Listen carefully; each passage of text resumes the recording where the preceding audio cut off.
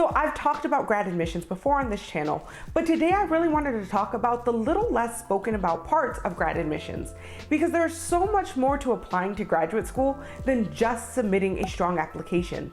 There's actual logistics and practical things that impact your ability to apply, when you apply, and how confident you are in your application process. So today I'm talking about the 5 things to know when applying to a graduate school and understanding more about how to be strategic in your graduate admissions. So if you're interested, here are 5 things to know about graduate admissions.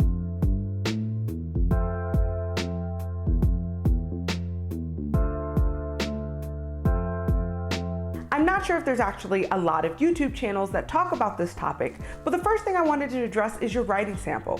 Usually when you're applying to a graduate school, they expect you to submit a writing sample as a component of your graduate application. And depending on your field, the university, or what you're applying to in general, the writing sample can be anywhere from 5 to 25 pages. Now, if you don't have a paper kind of in your back pocket or in the back burner from your background of undergraduate study, then it could be really stressful to have to write an entirely new 5 to 25 page paper for your graduate application. So if you have specific questions about your writing sample or what would be a good writing sample, definitely leave a comment down below. But generally what I'm talking about today is just what are the expectations of a writing sample. Generally, grad schools are going to request a writing sample because they are looking to assess your analytical writing skills. So when you are preparing to apply to your graduate application, unless you are applying to a PhD or a graduate program on creative writing or expression, you should submit something that really is analytical and shows that you know how to do research. So nothing that's technical or too businessy unless you're applying to a MBA program or a more business technical type of degree. But the most important thing is that you want to submit a strong piece that shows you know how to take information, we'll call that data. So you know how to take data, interpret it, analyze it, and then write about it in an effective and concise manner for the general public to consume and understand your logic. And that's what analytical writing really is. And that is really the crux of what most, if not every single PhD program, graduate program, is expecting you to do. Now, a little known fact about writing samples is that they don't actually have to be directly related to your research proposal. So for me, as we all know, I study Afro-Latin identity, museums, and liberatory art practice, and ideas of decolonization. But the writing sample that I submitted was about Napoleon and his rhetoric on liberation and its impact on enslaved populations in Haiti. So while there's still this connection with generally dealing with Latin Americans and Afro-diasporic populations, really specifically, it was talking about Napoleon and what Napoleon was talking about in life.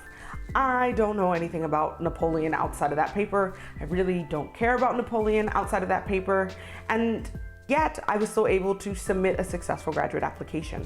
So what's more important than finding a paper or rewriting a paper that shows you understand your topic, you should really be finding a paper that you know you've written well, that it's well thought out, and demonstrates, once again, your analytical research skills. Now, if you're in the process of looking at graduate applications and what is required, you may notice that there is a submission fee.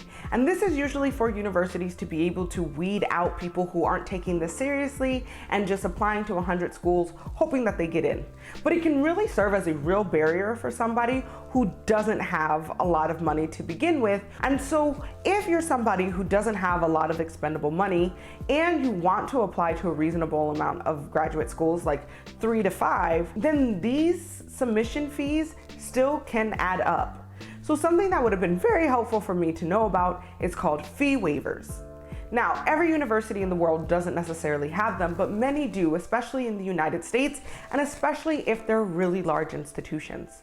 Some institutions will place information on their website saying how to request a fee waiver. And literally what a fee waiver does, it waives the submission fee. so you do not have to pay to submit your application. Now, if you go to a website and you don't see any information on a fee waiver, then the next bet that you should move towards is emailing either the graduate division or the grad admissions office or even the department asking about fee waivers, or if they have a process to help low income or students struggling to pay for their fees. Even if they don't have a complete fee waiver, there may be ways where they can prorate the fee where it's less expensive. Either way, I think it's really important, and it would have been helpful for me to know that there are possibilities to not have to pay the submission fee. Either way, getting a complete fee waiver or just getting a discounted submission fee still will help you save money in the long run. And generally, I think I've seen graduate applications run from anywhere from $75 to $250. And if you're applying to 5 schools, somewhere in the middle is like $100, that's over $500. So really being proactive, asking about fee waivers and advocating for yourself is something that can help you mitigate any financial stress that comes from applications, but also help widen your net. If you can get 5 fee waivers and you saved up money for 5 applications, then maybe you can apply to 10 schools instead of just banking on 5, or whatever type of mixture of fee waiver, not fee waiver, or payments that you can negotiate or manage through your application process. The next thing I want to talk about are standardized tests. And yes, I know we all know about standardized tests. There's the GRE, there's the LSAT for law school, MCAT for med school, and then some other thing for business school.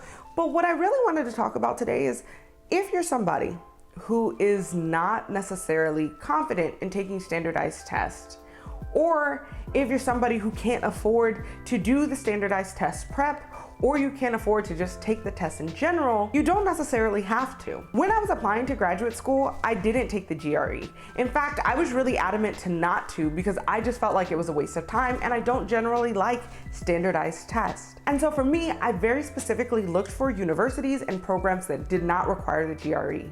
And on first glance, it may seem like there aren't any good schools that don't require the GRE, but especially within the humanities, there's a lot more options than what you think of. So I didn't take my GRE until well after I started my PhD, and it wasn't even for this PhD program. I was actually applying to a completely different program for my own personal reasons. Even though I didn't have a GRE when I was going through my application process, I was still able to apply to large institutions like UC Berkeley, like Columbia, and obviously UCLA. So don't feel like not taking your GRE is going to stifle your success or keep you out of competitive programs or universities. Now, this will limit the amount of schools that you'll have access to, but it doesn't completely hinder you through your process of application. And this is even better for people who might have taken the GRE and completely bombed it and won't have time to retake it before the application. If you find universities or programs that accept applications without a GRE, then you can try this round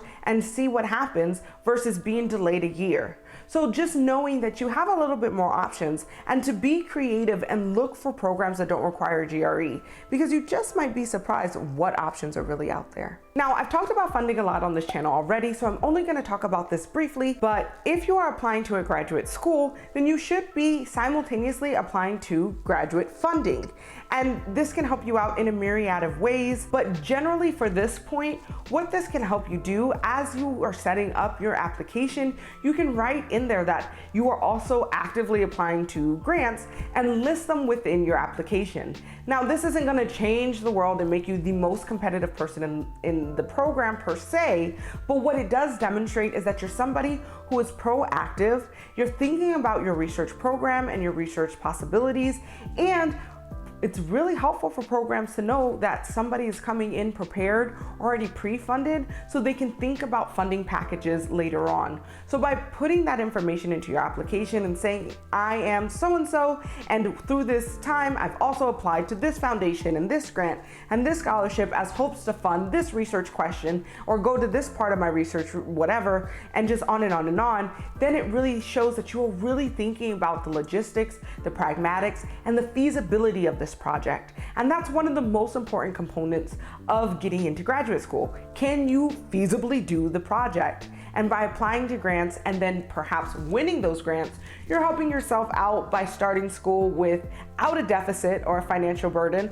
but then you're also demonstrating to everybody else that somebody else is co-signing on your research project and that it's been vetted by whatever grant application or research program that you're applying to. So in that way, it's kind of feeding a lot of birds with one loaf of bread, right? You are showing that you are prepared and thinking about your research project and you're proactive. You're also demonstrating that you're trying to help out this department because you know that funding can be tough, and so you're actively trying to support your own research through external funding. And then you have somebody, if you do end up ultimately winning, backing up your research project and kind of validating or being your buddy to demonstrate that they also think you can do this. Now, if you don't get in, no harm, no foul. If you get the grant, you would just not get it dispersed, or if you didn't get the grant, then no harm, no foul. So there's really no negatives to applying to funding at the same time you are applying to graduate school. Another thing that people are just generally not aware of is that at any time during your graduate admissions, you can and should clarify and ask questions. You most likely have seen within your graduate applications an email somewhere that says, for issues, contact here. And a lot of the times we default to think that email is for technical issues, like you can't submit a paper or you can't upload your transcripts or what have you. But that email that's provided within the application is for all aspects of the application. So if you read a question and you don't understand what it means, or if there's an option to submit a GRE or not to submit a GRE, you can email them directly and ask specific questions and they will respond. Because for graduate schools, it's very important for them to get a lot of competitive candidates because it makes their graduate school look better. So by reaching out and making sure that you are prepared, but also putting your name out there and having people know who you are, it's just a good way to make sure you are submitting a relevant, a useful, and a well thought out application.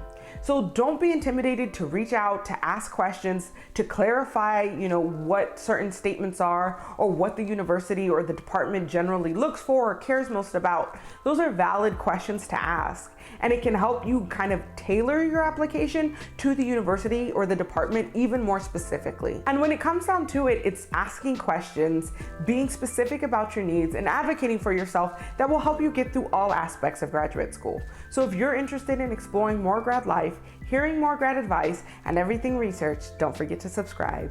And if you found at least 2 things useful, don't forget to hit the thumbs up so others know that this has good quality content. And as always, if you have any questions, concerns, or video ideas, leave them in the comments down below. Support, comment, likes from viewers like you help small YouTubers like me continue to grow. So if you found this video useful, please be sure to share it with others who you think it might benefit. Thank you so much for watching, and I will see you next week.